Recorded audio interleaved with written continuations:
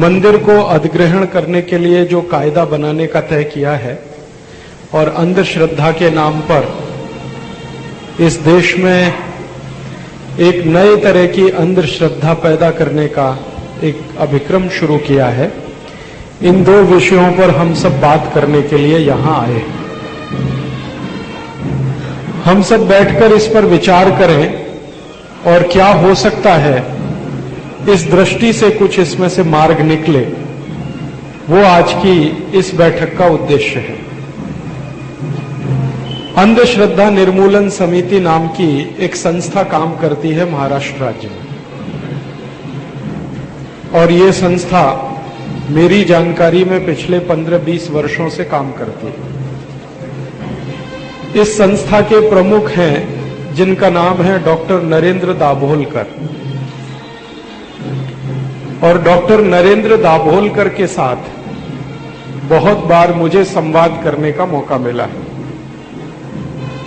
उनके घर में रहकर मैंने कई बार उनसे संवाद किया है, आमने सामने कई बार मेरी उनसे बात हुई है, और इस संवाद में से मैंने जानने की कोशिश की है कि ये अंधश्रद्धा निर्मूलन समिति जो बनाई आपने, इसका उद्देश्य क्या है। तो वो बोलते हैं कि अपने समाज में जो अंधश्रद्धा फैली हुई है उसको समाप्त करना इसका उद्देश्य है। इस समिति का रजिस्ट्रेशन है भारत सरकार के जो रजिस्ट्रेशन एक्ट है 1860 का, सोसाइटी रजिस्ट्रेशन एक्ट, उसके आधार पर यह संस्था चलती है। जब मैंने उनसे संवाद किया तो मैंने उनसे पूछा कि ये अंधश्रद्धा का सीमा कहां है, किस बात को आप श्रद्धा कहेंगे और कौन सी बात आप अंधश्रद्धा में मानेंगे, इसकी कोई सीमा रेखा है क्या। तो वो कहते हैं कि जो भी काम वैज्ञानिक है, ऐसा वो बोलते हैं, जो भी कार्य वैज्ञानिक है वो श्रद्धा है, और जो अवैज्ञानिक है वो अंधश्रद्धा है।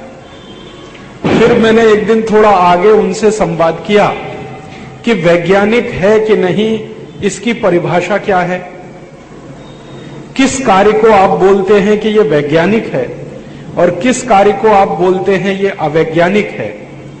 तो उन्होंने कहा कि आज की जो आधुनिक विज्ञान की परिभाषा है उसके हिसाब से वो तय करते हैं कि ये वैज्ञानिक है या अवैज्ञानिक है।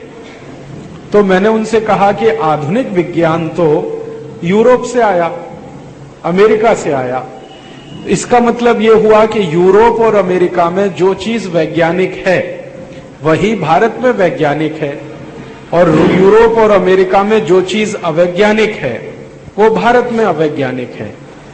यही मतलब है। तो दाभोलकर जी ने कहा हाँ यही मतलब है। इसका मतलब मैंने कहा कि अमेरिका से अगर ये वैज्ञानिक होना न होने का प्रमाण पत्र आप लेते हैं, उसके आधार पर भारत में काम करते हैं, तो इस काम की भारत में जरूरत है या अमेरिका में जरूरत है। फिर मैंने उनसे पूछा कि अगर विचार अमेरिका से आपने ले लिया वैज्ञानिक और अवैज्ञानिक होने का, तो पैसा कहां से लाएंगे, भारत में तो कोई आपको पैसा देगा नहीं। तो उन्होंने कहा कि हमने FCRA ले रखा है। FCRA एक कानून है, फॉरेन कंट्रीब्यूशन रेगुलेशन एक्ट करके, इसके तहत हमने एक सर्टिफिकेट ले रखा है। उस सर्टिफिकेट के आधार पर हमको अमेरिका से काफी पैसा आ जाता है।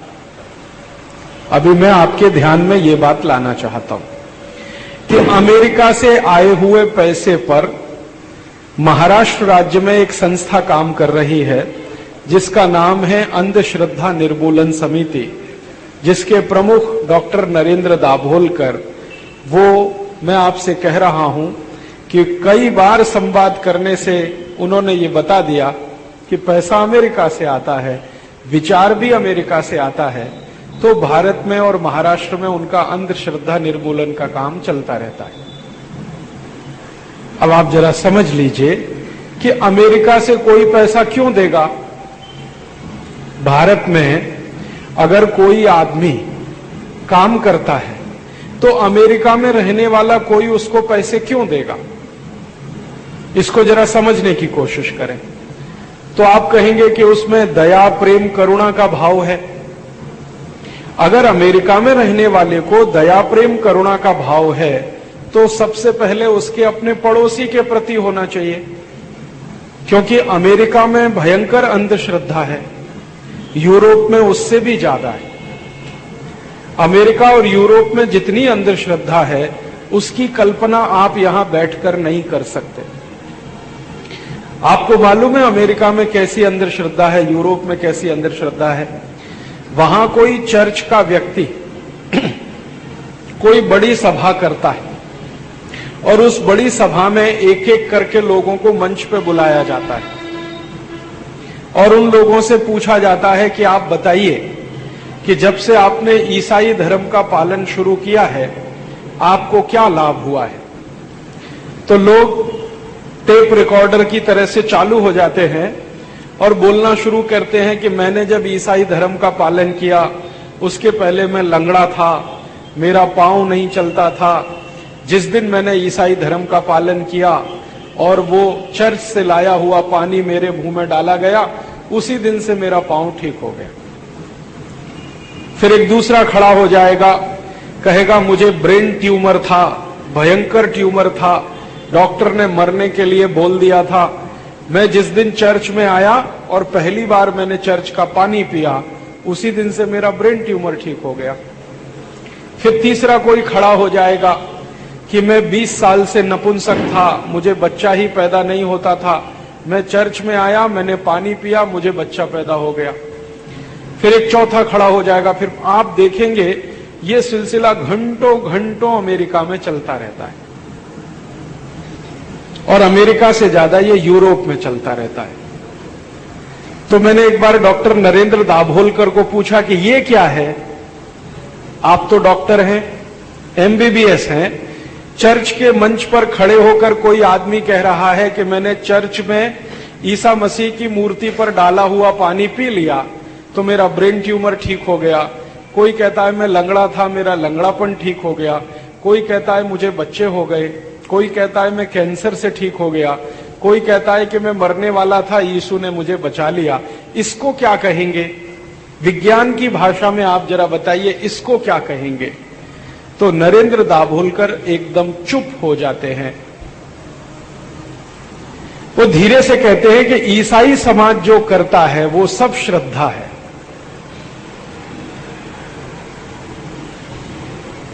और हिंदू समाज जो करता है वो सब अंधश्रद्धा है।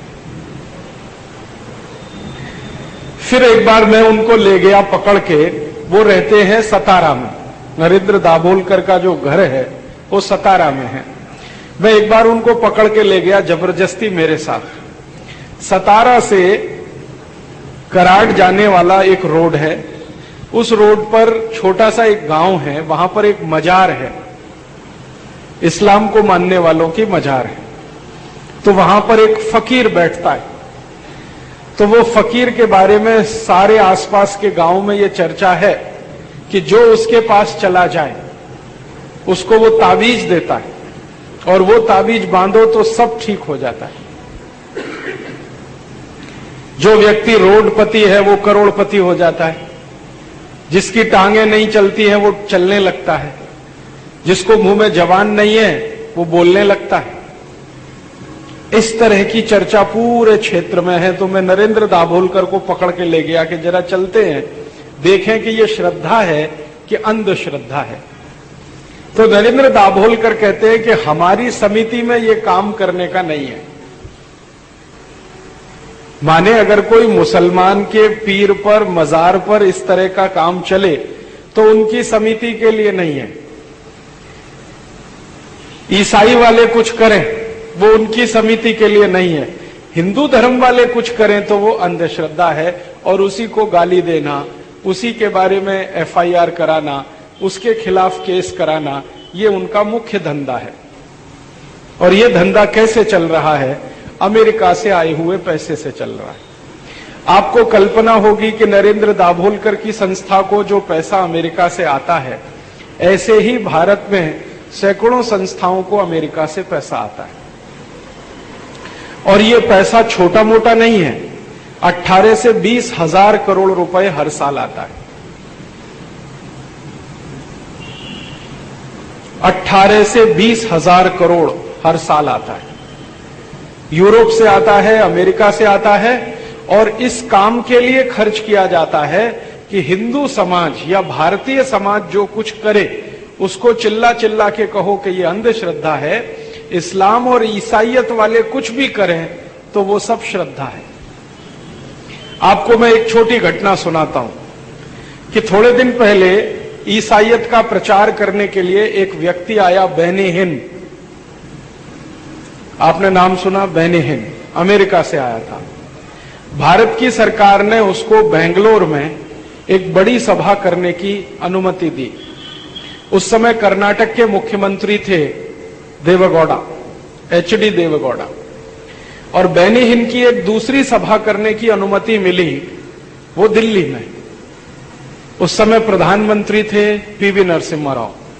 तो नरसिम्हा राव ने दिल्ली में और देवेगौड़ा ने बेंगलोर में बेनी हिन के 2 व्याख्यान आयोजित किए। सरकारी तंत्र ने इतना प्रचार किया बेनी हिन का, टीवी पर, रेडियो पर, अखबारों में, पत्रिकाओं में, विज्ञापनों में करोड़ों रुपए खर्च कर दिए।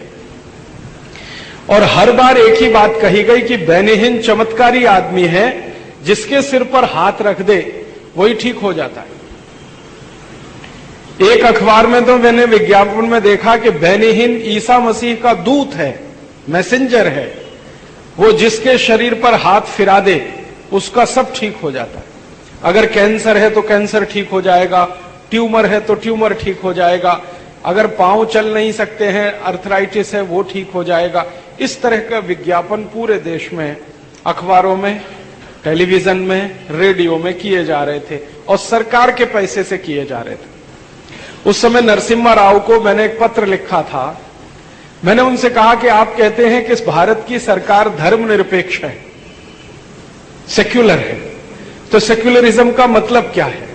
अगर बेनी हिन ईसाइयत का प्रचार करने आए और भारत देश में सरकार के पैसे से उसका प्रचार तंत्र चलाया जाए तो ये सेक्युलरिज्म है। और भारत का हिंदू धर्म का या भारतीयता को मानने वाला कोई शंकराचार्य कुछ काम करे तो सरकार चिल्लाने लगे कि ये सेक्युलरिज्म का उल्लंघन है। तो ये सरकार बेनी हिन के लिए चल रही है या भारत के 110 करोड़ लोगों के लिए? तो उनका उत्तर इतना ही आया कि आपका पत्र मिला, बस बात खत्म हो गई। मुख्यमंत्री देवेगौड़ा को भी इसकी एक कॉपी मैंने भेजी। देवेगौड़ा के यहां से भी इतना ही उत्तर आया, पत्र मिला। जिस दिन बेनी हिन आया दिल्ली में, उस दिन नरसिम्हा राव मंत्रिमंडल के सारे मंत्री उसके सामने बैठे थे लाइन लगा के। और जब वो बेंगलोर गया तो बेंगलोर की पूरी मंत्रिमंडल, देवेगौड़ा मुख्यमंत्री, उप मुख्यमंत्री, गृह मंत्री, राजस्व मंत्री, सारे के सारे मंत्री उसके सामने बैठे थे। और आपको सुनकर आश्चर्य होगा कि देवेगौड़ा वो सीधे बेनी हिन के पैरों में ही गिर गया। मंच पर ही उसने उसके पांव छू लिए। और जैसे हिंदू पद्धति में पांव छूने का होता है ना, साष्टांग दंडवत, देवेगौड़ा ने वही किया।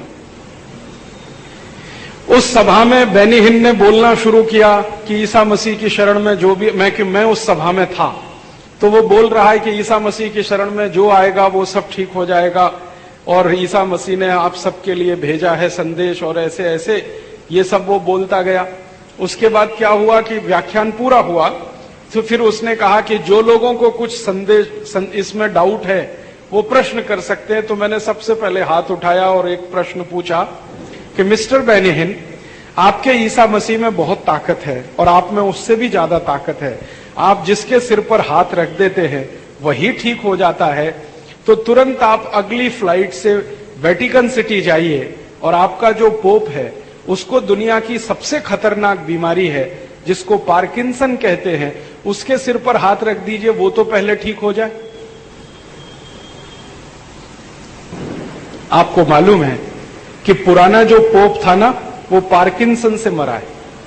उसके हाथ पैर ऐसे ऐसे कांपते रहते थे, दोनों हाथ ऐसे कांपते थे, पांव ऐसे कांपते थे, सिर भी हिलना शुरू हो गया था। दुनिया भर के सभी डॉक्टर उसका इलाज करते करते थक गए। फिर अंत में एलोपैथी के डॉक्टरों ने ये बोल दिया कि जी पार्किंसन का तो कोई इलाज ही नहीं है। तो मैंने कहा कि मिस्टर बेनेहिन, आप सबके सिर पर हाथ रख के सब बीमारी ठीक कर देते हैं, अपने पोप को क्यों नहीं ठीक कर लेते आप, जिसकी आपको जरूरत है ये ईसाईयत फैलाने के लिए। तो उसने कहा दिस इज एब्सर्ड क्वेश्चन। मैंने कहा yes, for you not for me. ये एब्सर्ड क्वेश्चन है तुम्हारे लिए, मेरे लिए नहीं है। तो उसमें मजा क्या आया कि सभा जो है ना, ये एक ही क्वेश्चन में तितर बितर हो गई, क्योंकि लोगों को सीधे समझ में आ गया कि ये सब बोगस ढपोर शंकी आदमी है। बड़ी बड़ी बातें, लोगों को ये नहीं मालूम था कि पोप जॉन पॉल वो खुद पार्किंसन का मरीज है और उसके हाथ पैर सब हिलते हैं, वो खुद इसी से मरा है अभी थोड़े दिन पहले। मुझे मालूम था तो मैंने बोल दिया, तो लोगों के दिमाग में बैठ गया, तो वो इधर उधर हो गए। तो बेनिहिन की वो सभा डिस्टर्ब हो गई, वरना उस सभा में वो हजारों लोगों को ईसाई बनाने का तैयारी करके आया था। यही घटना मैंने नरेंद्र दाभोलकर को बताई। मैंने कहा डॉक्टर नरेंद्र दाभोलकर, किसी गांव में कोई छोटा मोटा साधु संत कुछ करता है तो आप पूरी टीम लेके पहुंच जाते हैं। बेनिहिन घोषित रूप से आया और ये बकवास कर रहा था बेंगलोर में, दिल्ली में। आपकी टीम कहां थी उस समय? आप तो नहीं थे बेंगलोर में। मैंने तो आपका ही काम किया, अंधश्रद्धा निर्मूलन का काम किया। आपसे अच्छा कार्यकर्ता तो मैं हूं अंधश्रद्धा का। तो नरेंद्र दाभोलकर उसका कोई जवाब नहीं देते। मैं आपके ध्यान में लाना यह चाहता हूं कि अंधश्रद्धा निर्मूलन समिति नाम की संस्था एक तरफा काम करती है। भारतीय समाज और हिंदुओं के साधु संतों के पीछे डंडा लेके घूमते रहते हैं। ईसाईयत और इस्लाम को मानने वाले जितनी अंधश्रद्धा फैला रहे हैं उनके बारे में कुछ नहीं कहते। मैंने उनसे ऐसी बहुत लंबी चर्चाएं की हैं, तो फिर वो बौखला जाते हैं और थोड़े नाराज हो जाते हैं। तो फिर मैं उनको बड़े प्रेम से कहता हूं कि ये आपकी बौखलाहट इसलिए है कि पैसा अमेरिका से आ रहा है। जिस दिन आप अमेरिका से पैसा लेना बंद कर देंगे और भारत के पैसे से भारत की अंधश्रद्धा निर्मूलन का काम शुरू करेंगे, उस दिन आपको बौखलाहट नहीं आएगी, क्योंकि मुझे नहीं आती। तो हमारे सबके ध्यान में लाने के लिए मैंने आपको ये उदाहरण दिया है कि अंधश्रद्धा निर्मूलन समिति कैसी संस्था है। अब ये अंधश्रद्धा निर्मूलन समिति पिछले 15-20 सालों से महाराष्ट्र में लगी हुई है इस काम के लिए कि किसी तरह एक कानून बने और उस कानून के आधार पर यह काम महाराष्ट्र में चले। मैं आपको बता दूं कि जब भी कोई नई सरकार महाराष्ट्र में आती है, नरेंद्र दाभोलकर और उनके मित्र वहां पहुंच जाते हैं। उनके साथ एक व्यक्ति और जुड़ गए हैं, श्याम मानव। तो एक श्याम मानव और एक नरेंद्र दाभोलकर, ये दोनों मिलकर हर नई सरकार के पास जाते हैं और उनके सामने यही दुखड़ा रोना शुरू कर देते हैं कि भारत समाज में बहुत अंधश्रद्धा है, इसको मिटाना ही चाहिए और भारत को वैज्ञानिक बनाना चाहिए, इसके लिए कानून की जरूरत है। ये वो पिछले 20 साल से रोना गाना कर रहे हैं। हर नए मुख्यमंत्री, हर नई सरकार के पास जाना, और हर बार उनको कुछ ना कुछ बहाना मिल जाता है मुख्यमंत्रियों को कि नहीं कर सकते, ऐसा है वैसा है। अभी उन्होंने ये विलासराव देशमुख और आर पाटिल की सरकार में यही पिछले 2-3 सालों से किया हुआ है और दुर्भाग्य से दोनों ने उनको हां बोल दिया है कि हम बहुत जल्दी ये कानून पास कर देंगे। तो अब आप जानते हैं हुआ क्या कि आर पाटिल और विलासराव देशमुख को तो समझ में नहीं आता, तो उन्होंने नरेंद्र दाभोलकर को कहा कि अच्छा ऐसा करिए, आप ही ड्राफ्ट बना के दे दीजिए, हम उसी को कानून बना देंगे। और दुर्भाग्य हम सबका ये है कि हम जो अपने को हिंदू मानते हैं, हमारी तरफ से अभी तक आर पाटिल और विलासराव देशमुख को कोई नहीं मिला है। तो वो क्या मानते हैं विलासराव देशमुख और आर पाटिल? वो ये मानते हैं कि अच्छा हिंदू समाज इसके लिए तैयार है। तो उन्होंने ड्राफ्टिंग करवा लिया नरेंद्र दाभोलकर और उनसे, अब उसको कानून बनाने की तैयारी कर रहे हैं।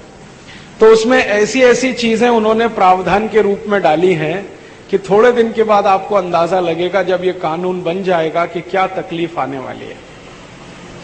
इसमें सबसे बड़ी तकलीफ आने वाली है भारत के उन साधु संतों को जो गांव-गांव विचरण करते हैं और लोगों को कुछ धर्म के बारे में सिखाते रहते हैं या बताते रहते हैं या कुछ ज्ञान देते रहते हैं। उनका अपनी आजीविका भिक्षा पर चलती है।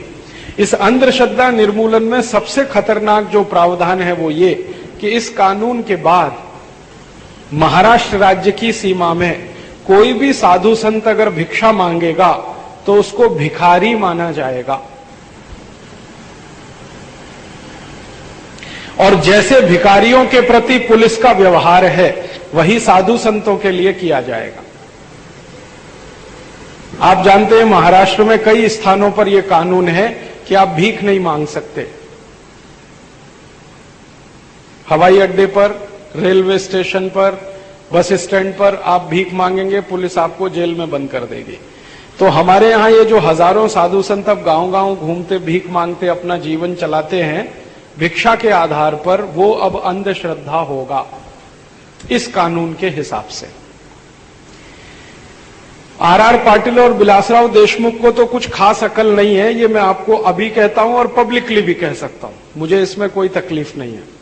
लेकिन तकलीफ ये है कि ये जो विदेशी पैसे पर काम करने वाली संस्थाएं हैं उनके दिमाग में भिक्षावृत्ति और भिखारीपन इन दोनों का अंतर ही नहीं है। हमारे यहां भिक्षावृत्ति सबसे ऊंचा कर्म है, सबसे ऊंचा कर्म है। जब आप अपने जीवन में सब कुछ छोड़ देते हैं और भिक्षा पर आधारित जीवन चलाने लगते हैं तो ये सबसे ऊंची अवस्था मानी जाती है इस देश में। आप में से अगर कोई जैन समाज के हों तो आपको ये बात तुरंत समझ में आ जाएगी। जैन समाज में जितने भी तीर्थंकर हुए हैं, आदिनाथ स्वामी से लेकर और अंतिम तीर्थंकर महावीर स्वामी तक, इन्होंने जिंदगी में सब कुछ छोड़ दिया, वस्त्र भी छोड़ दिए, और तब माना गया कि वो सबसे ऊंचे उठे। और जब सब कुछ छोड़ दिया तो अपना जीवन चलाने के लिए उनको भिक्षा चाहिए और भिक्षा पर ही अपना पूरा जीवन उनको बिताना है। तो 24 के 24 तीर्थंकर पूरे समय भिक्षा पर जीवन बिताते रहे। अब उसी जैन समाज के जो आदर्श साधु संत हैं वो उसी रास्ते पर चलते हैं और उनका पूरा जीवन भिक्षा पर ही चलता है। तो इस कानून के बनते ही सबसे पहली मार पड़ेगी वो जैन समाज के साधु संतों पर, क्योंकि वो जहां भी भिक्षा मांगने जाएंगे पुलिस चाहे तो उनको गिरफ्तार करके जेल में डाल सकती है। फिर क्या होगा? बवाल होगा, थोड़ा बवाल होगा तो मुख्यमंत्री कहेगा कि अच्छा चलो इसमें संशोधन करें। तो संशोधन की उनकी तैयारी क्या है कि सरकार हर एक साधु संत को एक सर्टिफिकेट देगी, अगर आपके पास सरकारी सर्टिफिकेट है तो भिक्षा मांग सकते हैं, नहीं है तो जेल जा सकते हैं। मूर्खों के मूर्ख इस देश में शासन कर रहे हैं। माने साधु संतों को सरकार एक सर्टिफिकेट देगी, जैसे ये हमारे गले में लटका हुआ है ना, ऐसा ही साधु संतों को महाराष्ट्र सरकार की तरफ से दिया जाएगा। तो आप ऑफिशियली रजिस्टर्ड भिक्षा मांगने के अधिकारी हैं, ये उसमें संशोधन आ जाएगा। और वो संशोधन तैयार रखा है उनका, ये उनको मालूम है कि कानून पारित होते ही जैन समाज बवंडर करेगा इस पे।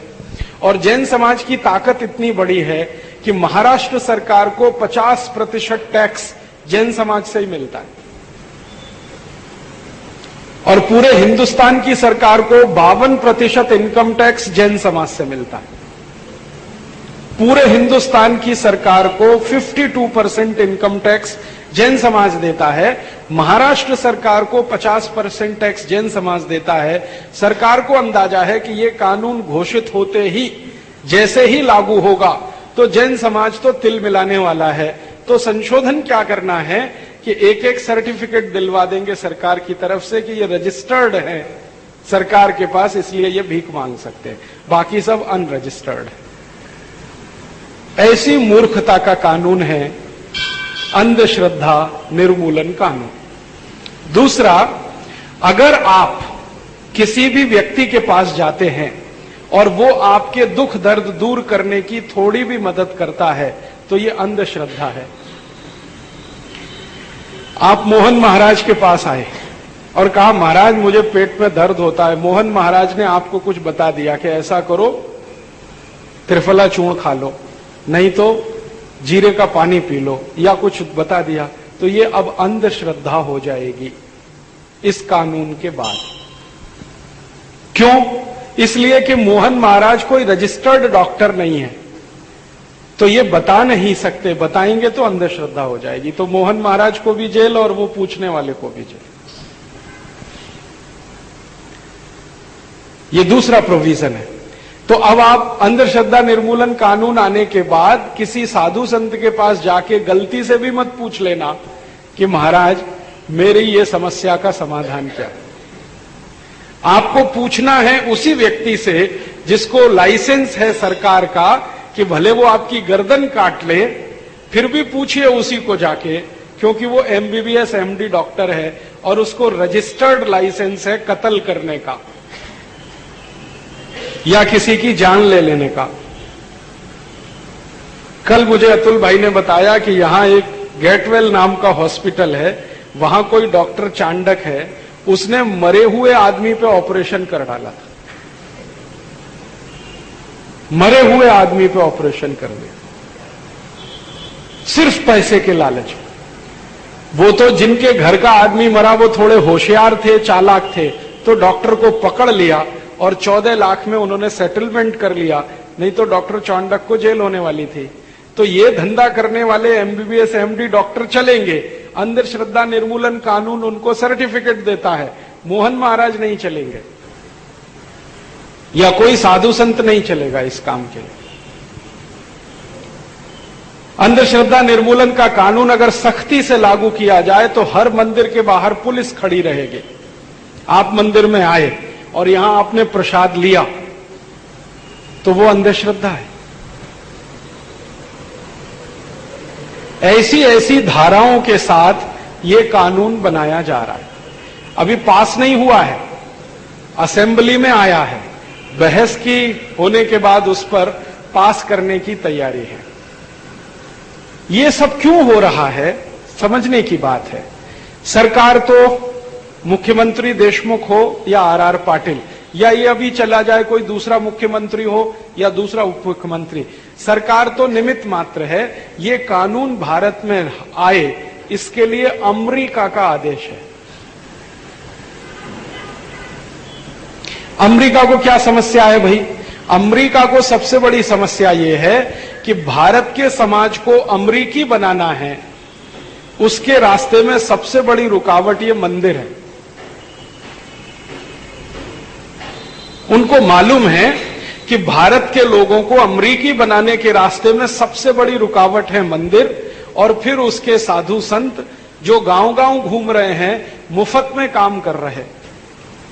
इस देश में आपको मालूम है 23,80,000 साधु संत हैं, 23,80,000 से ज्यादा हैं, और ये सब बिना सरकार के कहने पर गांव-गांव घूमते रहते हैं, किसी को व्यसन मुक्त कराते रहते हैं, शराबबंदी कराते रहते हैं, मांस खाना छुड़वाते रहते हैं, अंडा मत खाओ ये बताते रहते हैं, भगवान की पूजा करो, धर्म ध्यान करो ये समझाते रहते हैं। तो ये जो साधु संत हैं 23,80,000, ये बहुत बड़े प्रचारक हैं भारतीयता के और भारतीय संस्कृति के। अमेरिका को ये नहीं चाहिए, क्योंकि जब तक ये भारत में रहेंगे अमेरिका सफल नहीं होने वाला। अमेरिका का टारगेट क्या है? वही जो अंग्रेजों का था। अंग्रेजों का लक्ष्य क्या था? संपूर्ण भारत देश को ईसाई बनाना। यह अंग्रेजों का लक्ष्य था, और इस लक्ष्य के लिए उन्होंने संसद में प्रस्ताव पारित किया था। 23 जून 1813 को अंग्रेजों की संसद में, हाउस ऑफ कॉमन्स में एक प्रस्ताव पारित हुआ था कि भारत को पूरी तरह से ईसाई बनाना है, ये हमारा मुख्य उद्देश्य है। व्यापार और धंधा करना इस उद्देश्य की पूर्ति के लिए है। और ये प्रस्ताव अंग्रेजों की संसद में पारित हुआ, किसी चर्च में नहीं। ध्यान दीजिए इस बात को। अगर ये प्रस्ताव किसी चर्च में होता तो मेरे जैसे आदमी के लिए महत्वपूर्ण नहीं होता, लेकिन अंग्रेजों की संसद ने प्रस्ताव पारित किया कि संपूर्ण भारत को ईसाई बनाना है, वही मुख्य उद्देश्य है। व्यापार करना तो उस उद्देश्य की पूर्ति के लिए है। व्यापार करेंगे तो पैसा आएगा, उस पैसे से भारत को ईसाई बनाएंगे, तो मुख्य काम ईसाई बनाना। तो ईस्ट इंडिया कंपनी इस देश में व्यापार करने आई थी, ये अभी कहना आप बंद कर दीजिए ईस्ट इंडिया कंपनी इस देश को ईसाई बनाने आई थी, ये कहना भी महत्वपूर्ण।